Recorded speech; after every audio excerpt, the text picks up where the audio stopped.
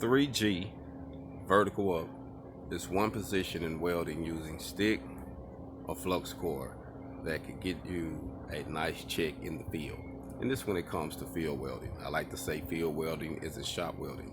So if you can master the 70-18, the 60-10, this is the 70-18. But if you can master the 60-10 and 70-18 vertical. So I was asked, man, if I only needed one first, and I know flat is not, big common, but which one is like a big need in the field? Vertical is a big need. Because if you can do flat, horizontal, and vertical, you can do overhead. It's just all about standing, positioning yourself and getting out the fire. But if you can do vertical good, you can master that rod. So I'm gonna do real quick. I'm gonna do a vertical. I'm alone right now. My wife is gone. Don't have no one here, so I'm gonna have to set it down that you see it. I'm gonna pick the video, the phone back up, and give you a close up and close and let you kind of see what's going on. But before I do, I'm gonna show you this little plate real quick. So this is my plate set up, and as you see, I got some beads. Well, I actually didn't run all of these, but I got some beads going, and I'm gonna put a weld here, and then we're gonna start back up. That's the goal. But this is a very good way to work on your vertical, and like I say, it's a good setup. I'm using 3 30-second rods, and I got my machine set on about 95. I like to burn them a little hot. That means I can go faster. So I'm gonna let y'all check me out, and that way you can kind of see my technique.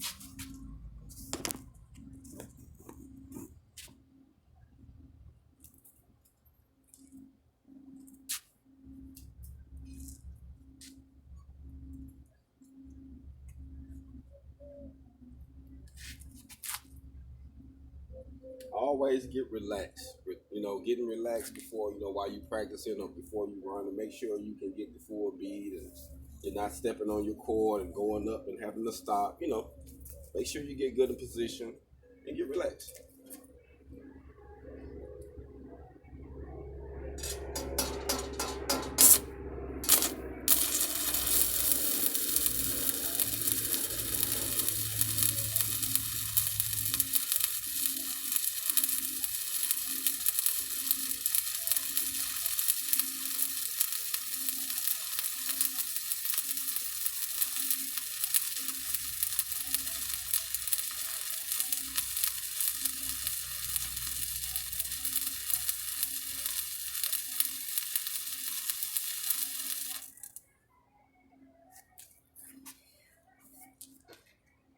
And right now I got this machine set on smooth arc, and it's burning pretty damn good.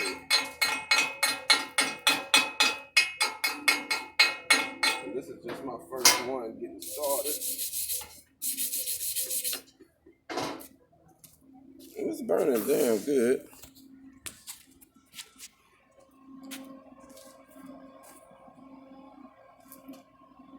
So that's one vert. And like I say, it's all about getting comfortable, being consistent with your arc, and having a good, nice, close arc gap. That's very important. I think that if you can control the arc better, you can produce a better weld. So one thing that I learned when I got into it was to control the arc. Just like driving a car, you want to control the steering wheel. If you jump in it, then you can hit the gas and do everything else. But when it comes to, to turning left and right, you all loose arm, that's going to be a problem. So it's always good to control the puddle, control the arc.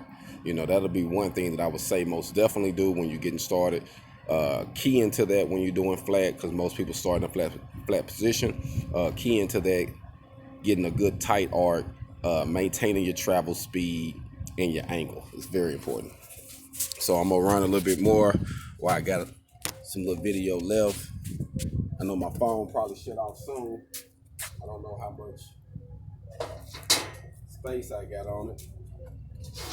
I'm about to invest in a new setup here soon, where I can have some longer videos and be able to get up close and personal with when I'm welding, so that way y'all can see it even better.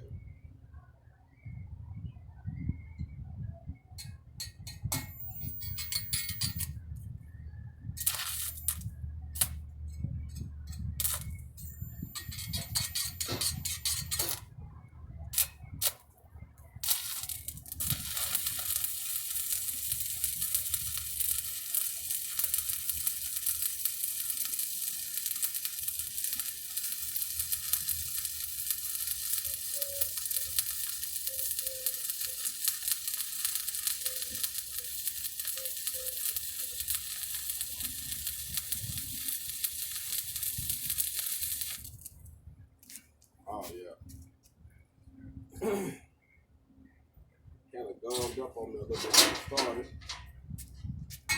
But I really like this machine, man. Like I say, this is an older machine.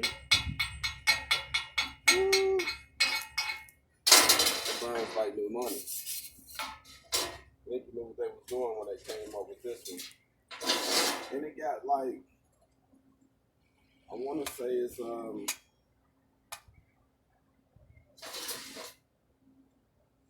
4 different power settings on this one. So you can actually, you know, run it off 4 different power settings.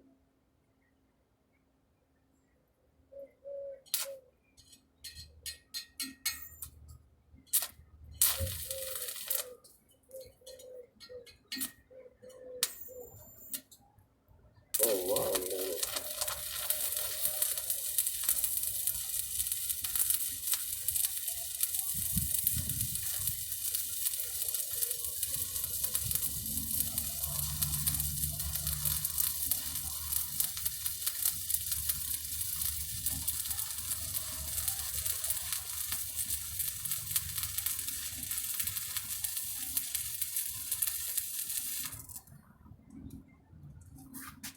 These rods right here, these some 7018s, but these are a little different than what I normally buy. They like a little cheaper, and I don't like the way they start. Once you get to going, they're okay, but it seems like getting them started, you kind of have to hit it a few times. I don't know.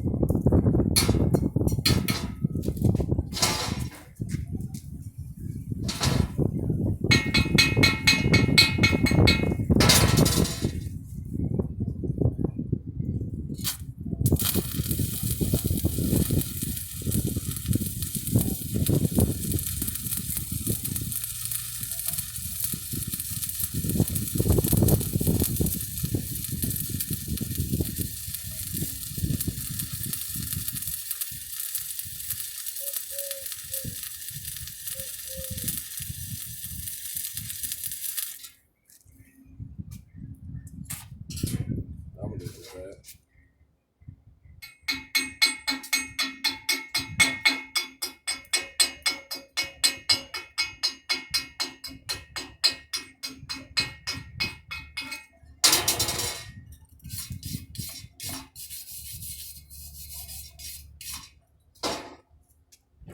Another good thing to think about too, when you're running your 7018 on your rod, when you're practicing, you want to try to get your welds to be tight as you can, so that way you can practice on overlapping and tying in. So that way you'll be killing a couple birds in one stone. You're working on your R gap and your vert or whatever weld style, and then you're also working on tying them in to make it look smooth and all blend in like one weld.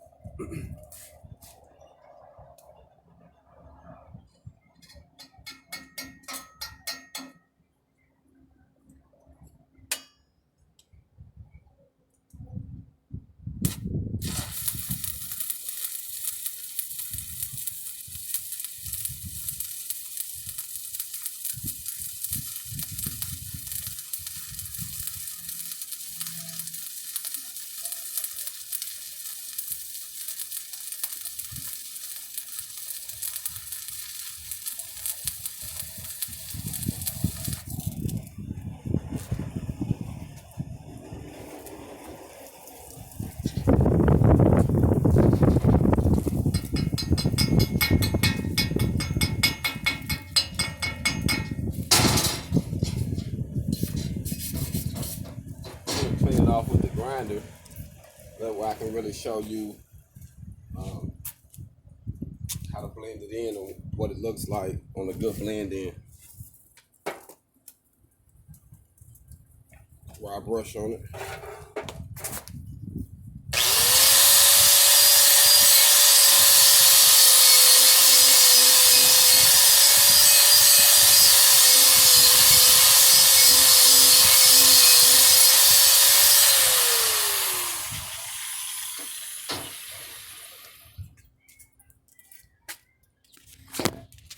And like I say, this is when you blending it in.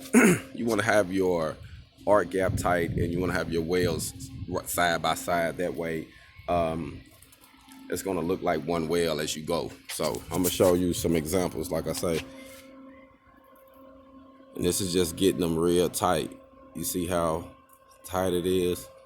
And that's one thing that you're going to be working on too. You're going to be working on your bead, and then you're also going to be working on your formation, your gap, and then tying them in. You want a nice smooth tie-in. And you know, like I said, it takes a minute, but keep practicing. Go over it. Right now is a good time. If you're on quarantine, you can work on this. But I was asked which one will be the best one to work on and to master. I would say the vertical up with a 7018. So master that vertical up with a 7018, and you can do any other rod, in my personal opinion. HogOn.